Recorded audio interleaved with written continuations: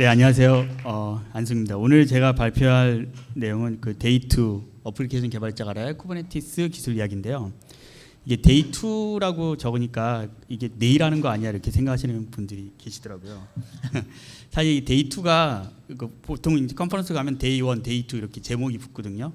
우리 이제 보통 101 이렇게 모든 거에 붙잖아요. 이제 기본이듯이 데이1은 보통 이제 개념적인 얘기를 할 때 말하는 거고, 데이2는 그 운영까지도 관여한 좀 세부적인 내용을 얘기할 때 데이2라고 많이 하거든요. 그래서 오늘 발표할 내용은 쿠버네티스 기술 이야기인데, 그 중에서도 이제 쿠버네티스 기반의 앱 배포 시스템을 어떻게 만들 수 있는지에 대해서 좀 설명을 드리려고 합니다. 저는 안승규고요. 지금 SK텔레콤 소프트웨어 엔지니어고 쿠버네티스 코리아 그룹을 맡고 있습니다. 그리고 이제 제가 이제 이렇게 뭐 여러 가지 그 플랫폼이나 아니면 개발 쪽에 좀 참여를 했었는데, 중요한 거는 지금 요 아까 키노트에서 들으셨죠? 요 디스코드 혹시 다운 안 받으신 분들은 다운 받으세요. 요번 지금 다운 받으시면 뒤에 다시 또 QR이 나옵니다. 거기서 이제 자료를 좀 받을 수 있게끔 해드릴게요. 오늘 발표할 내용은 이게 앞부분에 좀 이렇게 흐릿하게 나오는 거 있잖아요. 이거는 사실은 지난 4월에 쿠버네티스 코리아 그룹 미드업 때 발표를 했었어요. 그 데보전 테크데이랑 같이 코워크하면서 그때 이 내용을 다 발표하려고 했었는데 원래 45분짜리였거든요.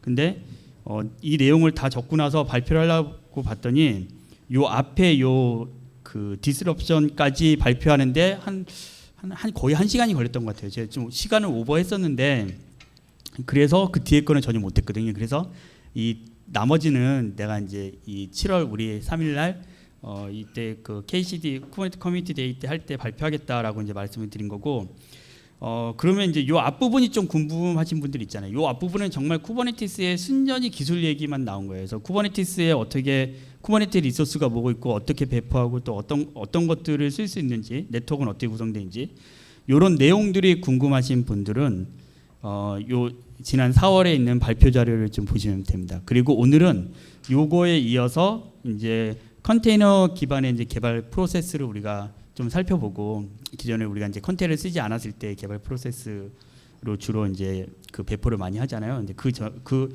현재 우리가 컨테이너 쿠버네티스 기반으로 개발 배포하는 프로세스가 어떻게 있는지 좀 알아보고, 그 어플리케이션 배포를 어떻게 하는지, 그 배포 전략들은 뭐가 있고 실제로 배포 전략들을 어떻게 쿠버네티스 상에서 구현할 수 있는지, 그리고 이런 배포 전략 구현할 때 당연히 이제 워크플로우 프로세스들이 필요한데 대부분은 아마 젠킨스를 많이 쓰실 텐데, 혹은 뭐 텍톤이라든지 뭐 새로 나온 기술들을 쓰실 텐데 저희는 이제 아고 워크플로우를 가지고 사용을 했습니다. 그래서 요 했던 부분들, 이 오픈 소스에 대한 내용들만 말씀을 드리도록 하겠습니다.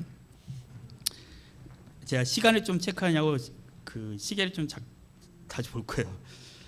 이 그 쿠버네티스 코리아 그룹 아까 디스코드 여기서 들어가시면 이전에 있던 자료를 받으실 수 있어요. 제가 부랴부랴 자료실에 올려놨습니다. 그래서 요 발표 자료, 요 그 PDF랑 발표 영상 링크가 그리고 가 있으니까 그거 보시고 지금 가입하셔서 그 채널 발표 자료실 채널에서 확인해 보시면 됩니다. 여기 지금 오늘 발표한 내용도 바로 그 디스코드에다 올려놓을게요. 첫 번째 이제 쿠버네티스 기반 개발 배포 프로세스인데, 보통 우리가 그 컨테이너 이미지 파일이라 그러면 보통 이제 컨테이너 파일 이미지 파일이거든요. 이때 이제 컨테이너 이미지 파일들은 당연히 이제 돌아가는 어플리케이션 바이너리 파일이 포함되고 있는 파일을 우리가 보통 이미지 파일이라고 지칭을 하죠. 그래서 이 개발하는 프로세스를 좀 보면 먼저 이제 프로그램 개발을 로컬에서 다 하죠. 뭐 서버에서 하든 로컬에서 하든 이제 소스 코드가 나올 겁니다. 그럼 이런 소스 코드들을 실제로 빌드를 하고 뭐 바이트로 그 빌드를 하든지 아니면 뭐 바이너리 파일이 나오든지 이런 식으로 어떤 파일들이 나와요. 바이트 코드든지. 자바 같은 경우는 이번에 얘기할 얘기는 주로 자바에 대한 내용인데, 자바 같은 경우는 이제 바이너리 파일이 자 파일로 나오죠. 이게 합쳐져가지고 아티팩트 파일로. 그리고 나면 이 자 파일을 가지고 이미지 빌드를 합니다.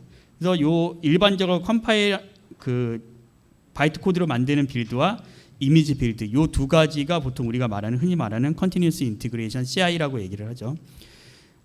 사실 이미지 빌드는 필요가 없죠. 그 일반적으로 프로세스를 한다 그러면은 프로세스를 개발한다 그러면은 근데 컨테이너 기반으로 한다 그러면 당연히 이미지 빌드를 해야 되고 이 이미지 빌드를 해서 이 이미지 파일을 이미지 저장소에 올려놓습니다. 그래서 이미지 저장소에 올려놓고 그 다음에 이제 운영 서버로 전송을 하는데 이 이미지 저장소에 올라간 그 이미지를 운영 서버에 전송하는 방법이 쿠버네티스는 이렇게 리소스 야물 파일로 배포를 하는 거예요. 그래서 이제 리소스를 만들어서 배포를 하죠. 근데 이렇게 하게 되면 서버 대수에 상관없이 바로 이제 배포가 되는 거죠. 그래서 우리는 이것들을 디클래러티브하게 배포를 한다라고 보통 얘기를 합니다. 그래서 이 이미지 저장소에 이미지 파일을 올리는 거와 그다음에 이제 운영 서버에 전송하는 부분들을 우리는 컨티뉴스 디플로이먼트 혹은 컨티뉴스 딜리버리라고 합니다. 그 보통 CI/CD는 이렇게 이 네 가지를 합쳐서 얘기를 하는 거죠. 근데 어플리케이션 배포를 쿠버네티스 하는 거 보면 대부분 이런 방식이에요. 그 밑에 이제 쿠버네티스가 있고 이제 그 요게 이제 스프링 부트 아이콘인데 요 초록색이 요게 스프링 부트 아이콘인데 그래서 그냥 자바를 만약에 배포한다고 했으면은 이 노드에다가 이렇게 스프링 부트를 이제 뭐 리플리카 지금 3개를 띄웠죠. 그리고 나서 이제 쿠버네티스에 이게 이제 파드라고 보면 여기에 이제 서비스가 쿠버네티스 서비스 타입이 올라갑니다. 그러면 해당되는 서비스가 실제로 이거는 리소스는 아니죠. 이거는 그 네트워크만 잡아주는 그런 어떤 야물 파일이라고 보시면 되고 기술 파일이다 보시면 되고 실제로 이 서비스에 의해서 이 파드들의 다 그 네트워크가 연결되는 구성이 이루어지게 됩니다. 그리고 앞단에 당연히 로드 밸런스가 있겠죠. 그러면 바깥에서 이렇게 들어올 때 로드 밸런스를 타고 그 다음에 이 서비스로 다 연결됐기 때문에 이렇게 로드 밸런스가 이렇게 데이터가 사우스, 노스, 사우스 그 네트워크는 이렇게 통신이 됩니다.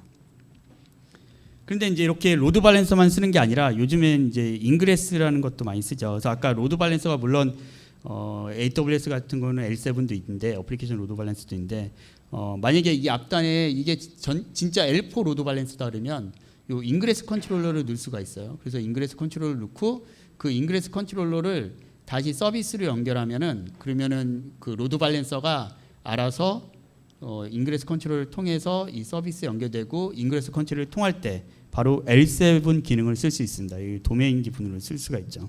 그래서 이렇게도 배포를 많이 써요. 근데 보시면은 이게 이제 인그레스 컨트롤러가 하나만 있죠. 이게 카니글에서 그런 건데 이거를 여러 개 넣을 수도 있고 여러 노드에 넣을 수도 있어요. 그래서 인그레스 컨트롤러는 또 다른 어플리케이션 로드 밸런서 역할로 할 수 있다. 쓸 수 있다. 전용 노드로 쓸 수 있고 그리고 그 다른 파드에는 다 워크로드를 올릴 수 있다. 그래서 여기 같은 경우는 노드 02번이 이제 그 로드 밸런서 어플리케이션 로드 밸런서 역할을 해주는 인그레스 컨트롤러가 올라가고 나머지는 이 파드들이 이렇게 올라가서 이런 식으로 그 배포를 한다. 이게 아주 가장 기본적인 배포 현재까지 방식입니다. 이거를 넘어가는 방식은 사실 보지 못했어요. 물론 안에 이제 그 이스트 웨스트 방식은 또 이제 뭐 MSA로 구성하든지 하겠지만 아무튼 이게 이제 기본 방식이라고 보시면 됩니다.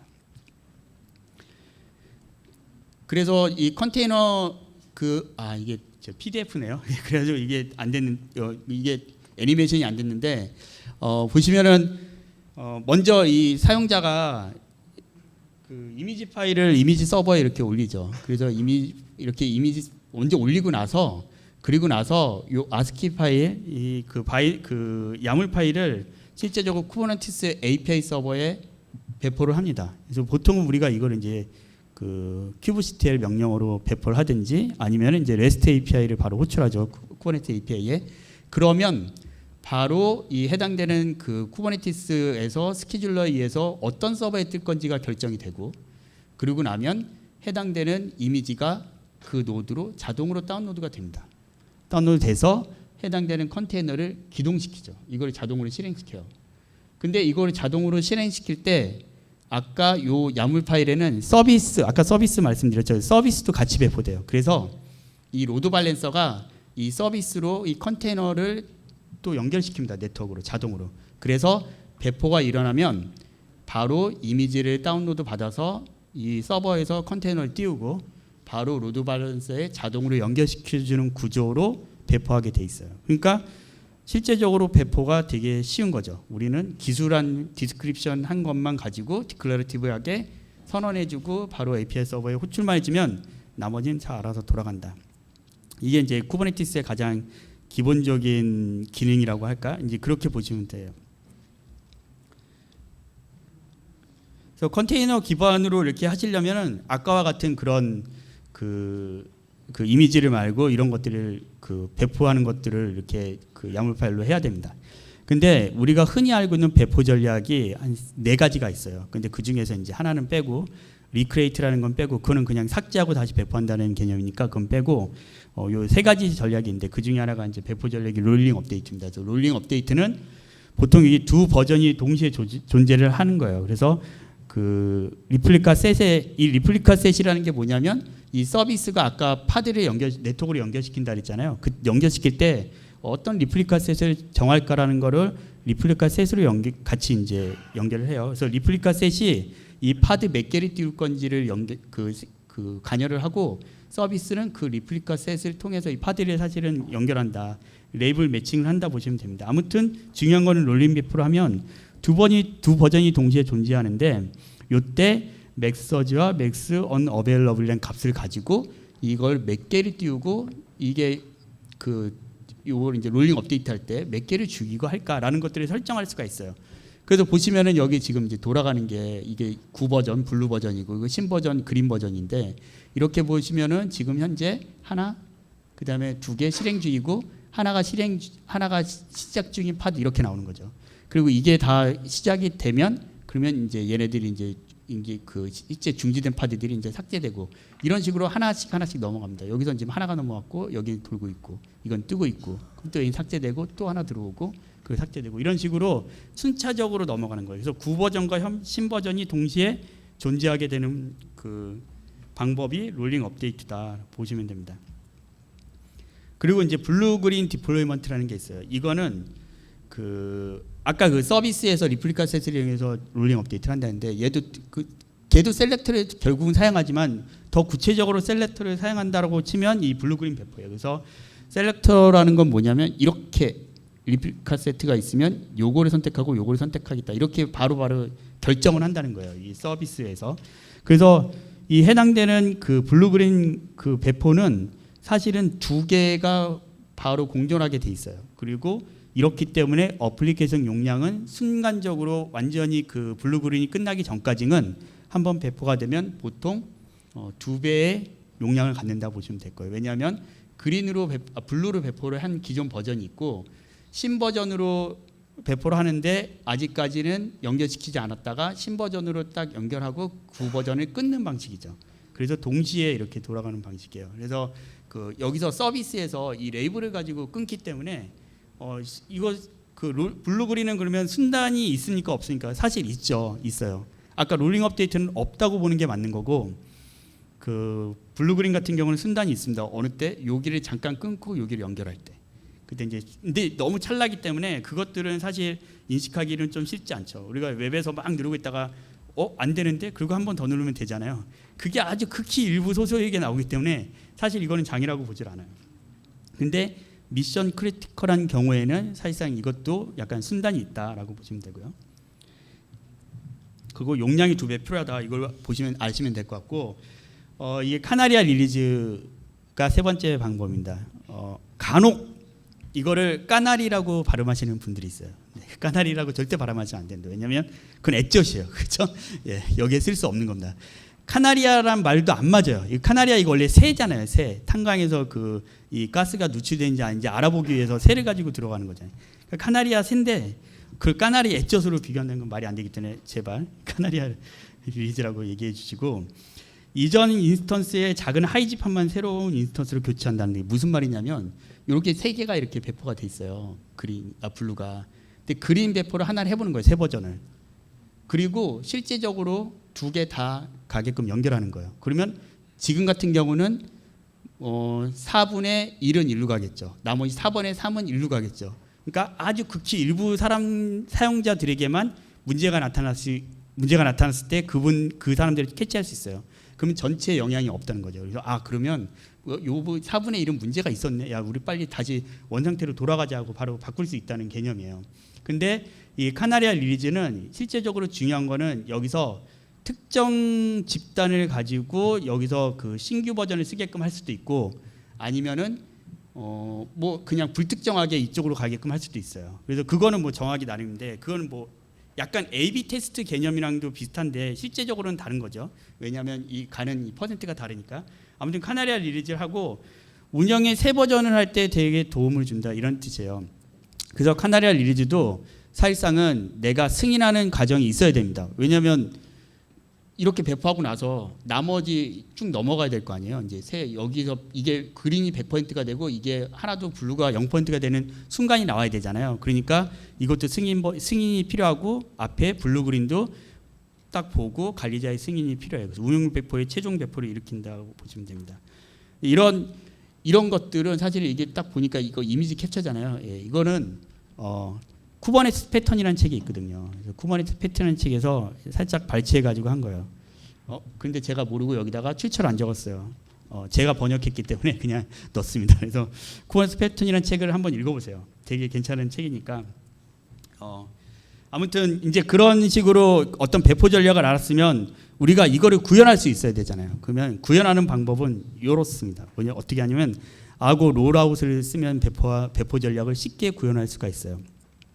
아까 뭐 리플리카 셋 이런 얘기 막 했잖아요. 서비스가 어디 쳐다보고.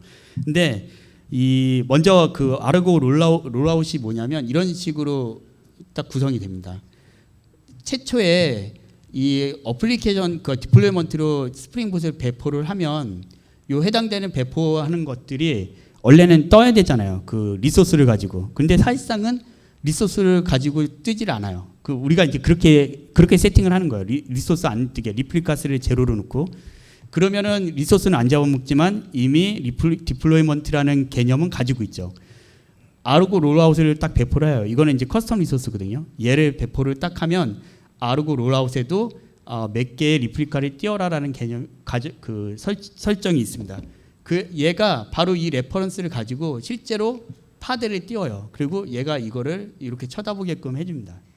한마디로 말하면은 디플로이먼트를 했을 때 배포가 되는 게 아니라 실제로 리소스가 뜰 때는 아르고 롤아웃으로 배포했을 때 요 블루 최초의 이 블루 파드가 뜹니다. 그거를 어떻게 보냐면 서비스를 두 개를 미리 만들어 놓고 아까 인그레스 컨트롤러와 로드 밸런스를 서로 이렇게 연결을 해놔요. 그러니까 여기까지는 연결을 미리 해놓는 거예요. 그리고 디플로이먼트와 아르고 롤아웃을 배포해서 파드를 만들고 이렇게 연결을 시킵니다. 이렇게 연결시키는 거는 아르고 롤아웃에 적게 돼 있어요. 이렇게 기술하게 돼 있습니다. 그러면 구조를 보시면 이게 액티브되고 있는 서비스는 지금 블루를 쳐다보고 있고 이 프리뷰라는 새로운 버전이 들어오면 미리 보게 할 수 있는 그런 서비스도 만들어 놓고 여기 블루를 쳐다보게 현재는 디폴트로 세팅을 해 놓는 거예요. 그리고 인그레스 컨트롤러 로드 밸런스를 통해서 이렇게 블루가 들어오는 이런 구조로 최초에 세팅을 하는 겁니다. 그러면 이렇게 될 때 어떻게 디플로이먼트는 어떻게 배포하냐? 똑같아요. 디플로이먼트 타입으로 배포하는데 리플리카만 제로로 넣는 거예요. 그럼 리소스가 생성되지 않는다 그랬죠? 여기 보시는 이미지는 블루를 가지고 했습니다.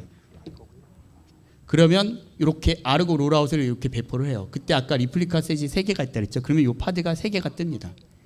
그리고 여기 보는 워크로드 레퍼런스가 있잖아요. 이게 딱 디플로이먼트 엔진엑스 요거예요. 그러니까 아르고 롤아웃은 여기에 있는 리소스만 딱 갖다가 실제로 파드를 만드는 역할을 쓰는 거예요.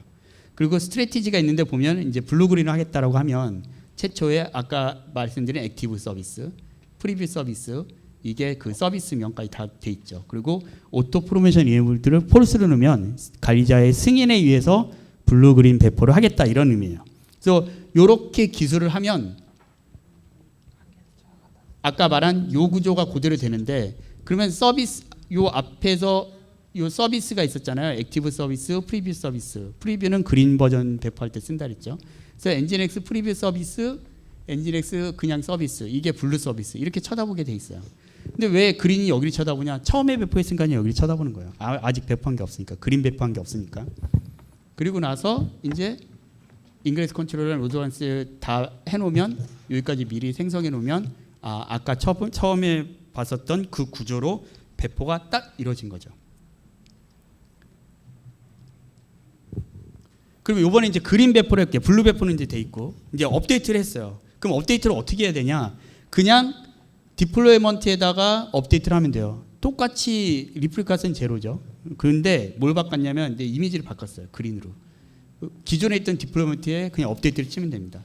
그러면 아르고 롤아웃이 이걸 보고 있다가 업데이트가 됐네. 그러면 새로운 버전 배포하라는 얘기구나. 그리고 그린 버전을 배포해요. 그리고 그린의 서비스는 새로 된 파드를 쳐다보게 돼 있는 거죠. 그래서 이 프리뷰 서비스를 미리 알려줬고 프리뷰 서비스를 가지고 URL을 치고 들어오면 바로 이 그린 버전을 볼 수가 있는 거예요. 근데 요게 어떻게 이렇게 선택되고 이렇게 선택될까? 되게 그게 이제 그러면은 레이블이라는 개념을 알아야 돼요. 우리가 요번에는 아니지만 이전에 그 4월 달에 했던 그 개념 중에 하나가 뭐냐면 이 레이블을 쳐다보게 하는데 이 알고 롤아웃이 내부적으로 그 해시 값을 가지고 있어요. 그래서 여기 블루는 요 해시, 그린은 요 해시 이런 식으로 해시 값을 가지고 있습니다. 그리고 이제 내가 다 끝났어요. 그리고 나서 야, 나 이제 그린 버전 마음에 들어. 이거 이제 배포하면 돼. 이거 문제도 없어. 라고 배포를 딱 할 거 아니에요. 그린 버전을 이제 승인할 거 아니에요. 승인을 딱 하면 프로모션을 하는 순간 그린 버전으로 모든 URL이 다 가게 돼 있고 블루 버전은 삭제가 됩니다. 왜냐면 그린 버전 지금 떠 있는 상태에서 프리뷰에서 확인했잖아요. 고객은 사실 액티브 버전을 가지고 계속 확인하고 있는 거죠. 그렇죠? 그러니까 이 액티브 버전이 프로모션을 하는 순간 승인하는 순간 그린 쳐다봐. 그래서 모든 서비스가 다 그린으로 가게 됩니다. 그래서 새로 배포된 버전을 계속 확인할 수 있게 되는 거예요. 사실 요거는 다시 뭐냐면 요거랑 똑같은 거죠. 이 그린 버전이 이제 다시 또 배포하기 전까지는 블루 버전이 되는 거죠. 그래서 이게 계속 반복되는 거예요. 그래서 블루 그린을 쉽게 쓸 수 있고 해당되는 그 프로모션 타입 그 스트래티지를 아까 프로모티드 타입을 넣었었는데 그걸 잘 조정하면 뭐가 되냐면 카나리 리리즈도 할 수가 있어요. 얘가 이제 직접적으로 할 수 있는 퍼센트를 넣는다거나. 그래서 사실 아르고 롤아웃이 되게 일찍 나왔어요. 언제 제가 이걸 처음 본 게 언제냐면 2018년인가 19년에 큐브콘 갔을 때 막 아르고 애들이 막 보여줬어요. 이렇게 막 뭐가 이렇게 막 날아가요. 파란색 날아가고 그러다 그린 딱 배포하니까 그 롤아웃으로 딱 배포하니까 바로 이제 블루 날아가다 그린 날아가고 막 이런 거를 애니메이션처럼 화면으로 볼 수 있게끔 이렇게 해가지고 한번 봤었는데 그 이후에 실제로 이제 커스텀 컨트롤러가 좀 좀 개념이 확장되고 이제 커스텀 리소스를 사용하는 것들이 많이 잘 되니까 이것들이 이제 잘 보이는 거죠. 그리고 나서 이런 것들은 실제로 이제 어떻게 배포할 거냐에 대한 전략이었잖아요. 배포 전략. 그럼 이걸 사실 구현할 수 있어야 되거든요. 그래서 이거 실제로 구현하는 거는 로직이 들어가야 돼요. 이렇게 배포하는 건 로직이 있어야 되잖아요. 그게 이제 바로 아고 워크플로우입니다. 이게 워크플로우 엔진이라고 보시면 돼요. 그래서 이거 아주 개념적으로는 되게 쉬워요. 워크플로우 템플릿을 그냥 작성하면 돼요. 이것도 야물 파일입니다. 선언적으로 기술하면 돼요. 이게 커스텀 리소스거든요. 그러면 이거를 저장을 하는데 실제로 이제 간단하게 우리 야물 저장하지 저장하면 되죠. 커스텀 리소스니까. 그리고 나서 워크플로우 템플릿을 실행시키면 돼요. 그 아고 서밋이라고 실행시키면 커스텀 컨트롤러가 아고 컨트롤러가 돌면서 이거를 실행시키는 구조입니다. 구조는 되게 단순한데 템플릿 구조도 의외로 단순해요. 이게 3단계로 되어 있습니다. 이게 하나의 야물 파일인데 워크플로우 템플릿은 하나의 야물 파일인데 카인드가 이거예요. 근데 거기 보면 워크플로우 파라미터를 처음에 받게 돼 있어요. 왜냐하면 워크플로우 엔진이니까 파라미터 받아야죠. 내가 아규먼트 받아야지 파라미터를 쓸 수 있잖아요. 그 부분이 있고 두 번째는 템플릿을 인보케이트하는 부분이니까 템플릿을 실행시키는 부분인데 먼저 여기 볼게요. 템플릿 데피니션을 템플릿을 먼저 정의하는 부분이 있어요.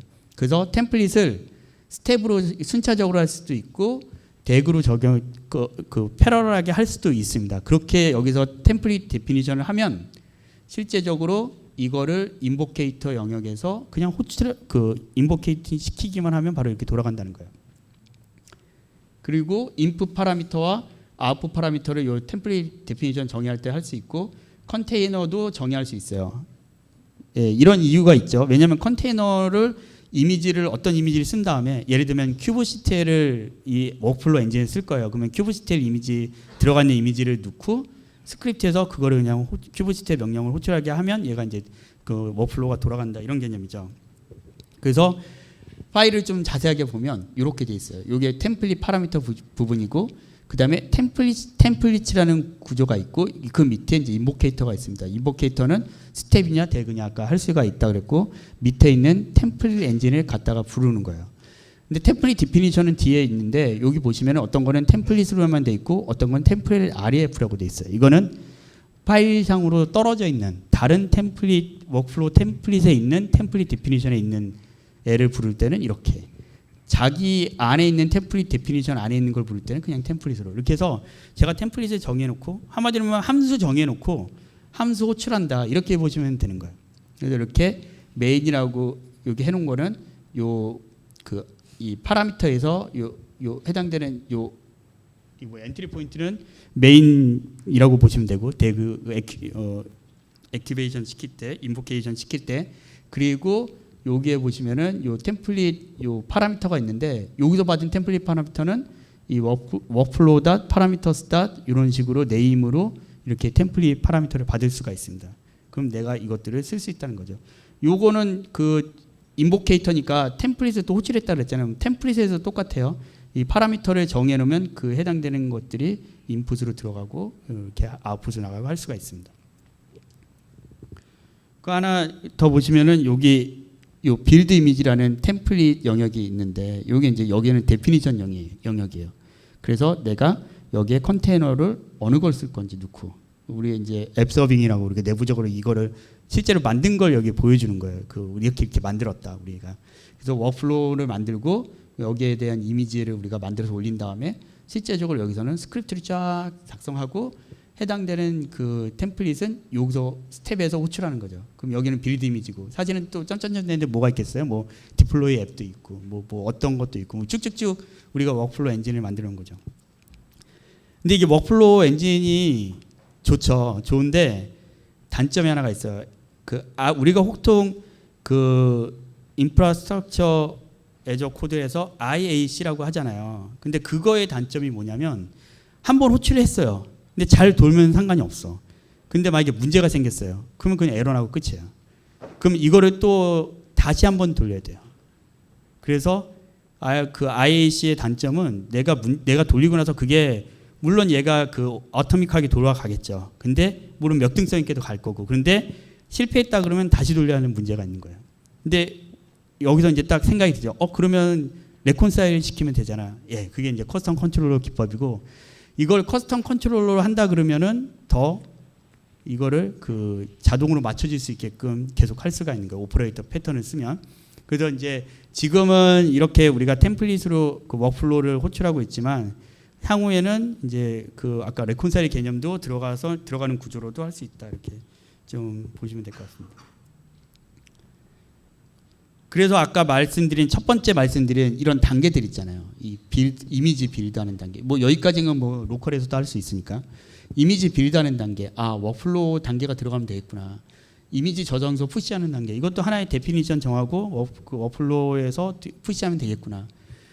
야물 파일 하는 거. 이것도 그냥 워크플로우에서 야물 파일 큐브시텔로 가져와서 호출하면 되겠구나.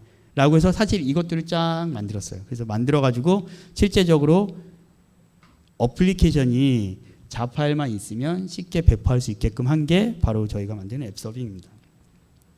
그게 이제 핸즈온 랩이 있는데 이게 이제 내일 1시 30분부터 3시 30분까지 해요. 이게 다 커버하진 않아요. 오늘 얘기한 걸 다 커버하진 않습니다. 워크플로우나 이런 것까지 다 세부적으로 말씀드리진 않는데 이런 것들 뭐 쿠버네티스 EKS에서 클릭으로 쉽게 만들고 그 다음에 쿠버네티스에서 이 실제 우리가 만든 자바 앱을 수동으로 배포도 해보고 그 다음에 배포 전략을 써서도 롤아웃 배포 전략을 써서도 수동으로 해보고 그것들을 진짜 우리가 만든 앱 서버를 향해서 실제적으로 해보는 것까지도 다 실습으로 되어 있어요. 근데 아쉽게도 이 세션이 좀 마감이 돼가지고 이거 약 올린 건 아닌데 세션이 마감이 돼가지고 이미 그 차긴 찼더라고요. 제가 이거 썼을 때는 이미 마감이 안 돼 있었는데 아무튼 그렇습니다.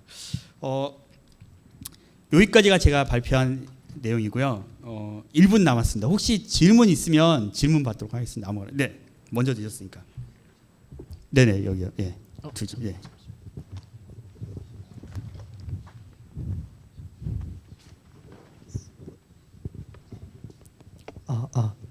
이미지를 빌드하고 그 이미지 저장소 서버에 전송할 때 그 매번 이미지가 계속 쌓이게 되던데 혹시 이거에 대한 따로 팀 내 네이밍 규칙이 있는지 궁금합니다. 네, 이게 아까 워플로우로 돌아가죠. 되게 좋은 질문해 주셨어요. 이미지가 계속 우리가 이미지 빌드하면 이미지가 로컬에 쌓이거든요. 그래서 이미지 그 디스크가 꽉 차는 경우도 있고 문제를 발생시키기도 해요. 근데 이게 워플로우로 돌아간다고 했잖아요. 그래서 실제로는 이 그 아고 그 템플릿이 워플로우가 딱 돌아갈 때 지금 파드가 하나가 떠요. 근데 원래 이제 얘네들이 버전 올리면서 파드는 그나마 리소스가 더 많이 잡으니까 컨테이너로만 뛰겠다 이런 얘기를 하고 있는데 아무튼 파드가 뜹니다. 그리고 걔가 그 워플로우 돌리고 나서 그 파드는 없어져요. 그래서 순간적으로 돌고 끝난다라고 보시면 돼요. 물론 이제 거기서는 캐싱이 안 되죠. 이미지 빌드할 때 좀 캐싱 시간이 걸릴 수 있는데 지금 상태에서는 바로 돌고 파드가 없어지기 때문에 쌓이지 않는다 이미지가 이렇게 보시면 될 것 같아요. 그 질문 맞나요? 네. 네, 롤백을 해야 될 때는 아까 말씀을 안 드렸는데 해당되는 부분이 히스토리를 저희가 다 관리를 해요. 그래가지고 내가 원하는 버전으로 돌아간다고 하면 롤백을 합니다. 그게 사실 햄에 롤백 기능이 있어요. 디플로이먼트에도 있고. 그래서 그 기능을 쓰는데 그거를 우리가 워크플로우로 그 해당되는 기능을 써서 이전 버전을 롤백되는 거를 하고 있습니다. 그것도 이 핸즈온 랩에서 아마 커버를 하고 있으니까 그때도 아마 보시면 아실 수 있을 거예요. 네, 저희 이제 시간이 다 돼서 이것으로 발표를 마치고 총발표해 주신 안순규님께 다시 한번 박수. 네, 감사합니다.